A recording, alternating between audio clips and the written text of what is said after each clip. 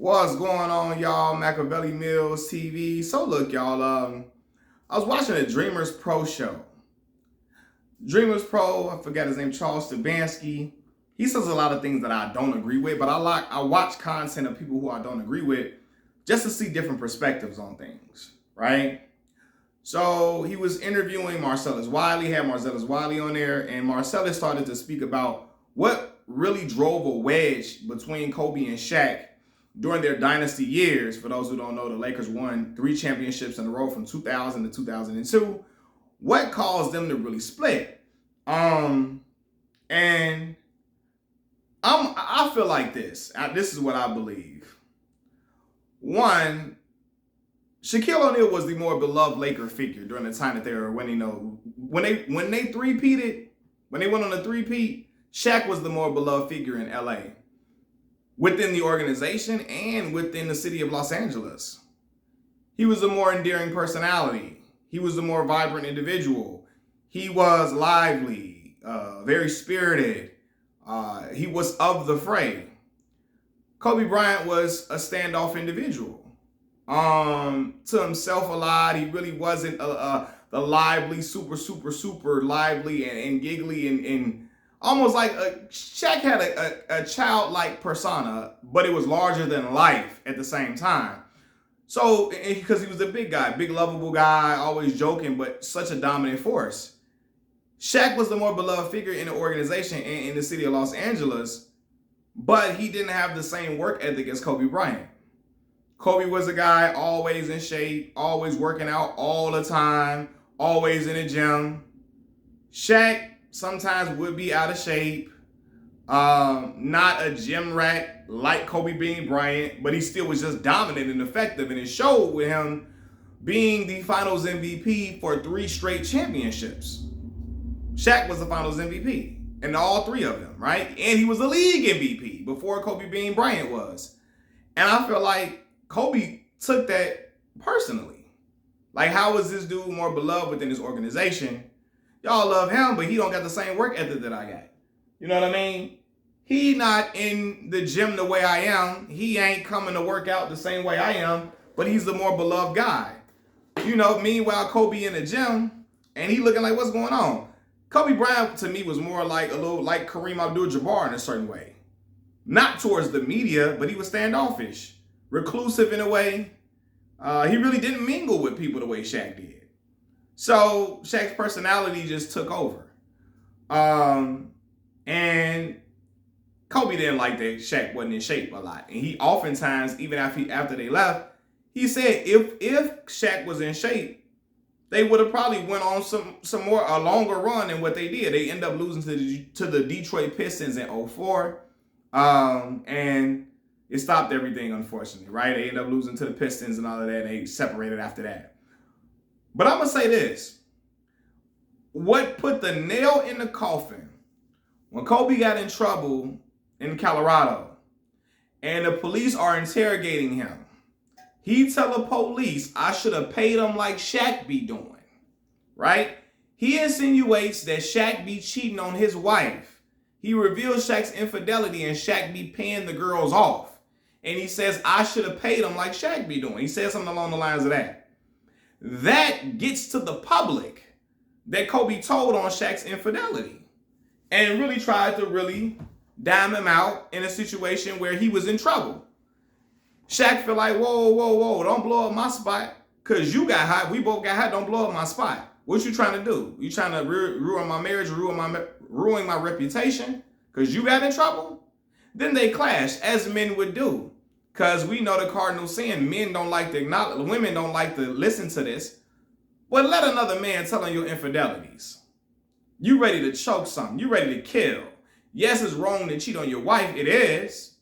But the man code is you don't go and tell on that man for what he doing. You know, just because you got in trouble, regardless. I don't care if you didn't get in trouble or not. You don't reveal that. And so at that point, Shaquille O'Neal and Kobe Bryant could no longer coexist. Because all bets are off. Because my wife could have left me off of something that you said when you was in trouble. You know what I mean? So we're not going to be able to be cool, cordial. We're not going to be able to be in the same place. Furniture might be moving if we in the same room together. Jerry Buss and them knew that it's time for Shaq to go. Shaq is the older player. Is Shaq best years behind him? Kobe is still on the up and up. Shaq, they looking at it like, man, Shaq may not be, he's not in shape a lot of times like Kobe is. It may be better to go with Kobe Bean Bryant for the future. Now, Shaq is awesome for marketability. He's been dominant for their franchise. Again, 3 finals MVPs. He helped bring 3 chips there. He was a league MVP. The Lakers were always on TV. It was La La Land. Shaquille O'Neal is a larger-than-life individual. People love Shaq. So, and still to this day, they do. But he like, yo, we need to go with the younger guy who's more healthy going forward, who's younger, who has a better work ethic, who's probably got more years of dominance ahead of him. So they moved off of Shaq to keep Kobe there because they knew they could not have them together anymore. And you saw that because right after Shaq won his 4th chip in Miami, he dropped a freestyle, Kobe, tell me how my ass tastes or something. It sounds weird as hell too. It's just wow. But I know what he was trying to say, but it's just wow. Right? Which shows you that they were at that point, they were real bitter at each other. And Shaq harbored a lot of resentment towards Kobe for that. I remember John Saunders asking him, Kobe, in an interview, you revealed some information about Shaq's personal life and possible infidelities. How do you feel about it? Have you talked to Shaq about that? And Kobe talked around it. I tried to talk to him, but I really couldn't get to him. That's the first time I really seen Kobe really flustered by his words because he knew that was wrong to out that man business when you in trouble. John Saunders brought it to him and Kobe really couldn't, he was skittish about it, jumping around over it because he really had no explanation for it. Kobe got in trouble and just like, not even trying to be funny, when dudes on the block get in trouble and they know they in hot water, they say whatever they can to kind of like, because they frustrated, they don't understand. It's like, yo, I'm trying to get out of it. Like, what the hell? I'm trying to get out of this situation. They just shocked by all the stuff that happened. And he says something that gets another man in trouble. You know what I mean? And that's what happened. In jail, first 48, them boys get up in there. They just be shocked at what happened, that they start saying things. I don't even think Kobe really meant to say it for real. But he did. I don't think that was like his intention. I'm going to get Shaq in trouble. But he said it because he's just like, yo, like, either way, it was wrong as hell. It wasn't right. But yeah, I think he didn't know what to do. He probably saw his world crumbling around him, his reputation getting sullied. He's up and coming, rising star. Well, he's a star at that point. Kobe is a star. But he's trying to become the face of the Lakers franchise. He's trying to go to that next level. Now he has a woman accusing him of sexual assault. Then he's married to a woman. He's already married, so it's a bad look that he's even dealing with another woman. That hit the news. His wife got to deal with that, and now he got to deal with that at home. So he was under a lot of stress and turmoil, and ultimately he name dropped another man, and then how they get to odds. So that's really what I believe drove the wedge between the two. Shaq not being in shape and not as dedicated as Kobe, when he felt like, yo, we could have won more if Shaq was healthy.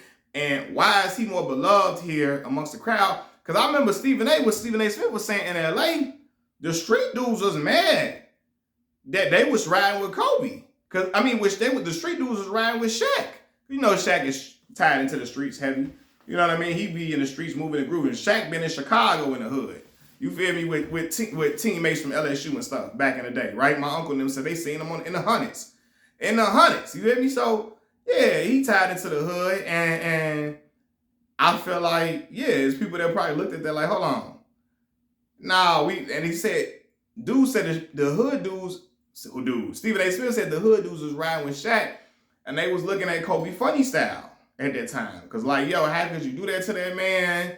They looking like, that's our dude. And then Kobe eventually won LA over once he won those chips post Shaquille O'Neal leaving. Once he won those chips, it solidified him. And it made his name. He won an MVP, won 2 chips, where he was finals MVP in. And it was like, okay, now, and he finished out his whole career as a Laker. And it cemented him as the face of the Lakers franchise, but really as the face of that organization, even after he was retired, and even now after his untimely death. Now he's still revered in that because of what he did during Shaq's run, doing the run with Shaq, but also post that run. You know what I mean? But it all started with Kobe not feeling like Shaq was dedicating him as him, and also with Kobe revealing Shaq's infidelities to the police. Machiavelli Mills TV, I'm out. Peace.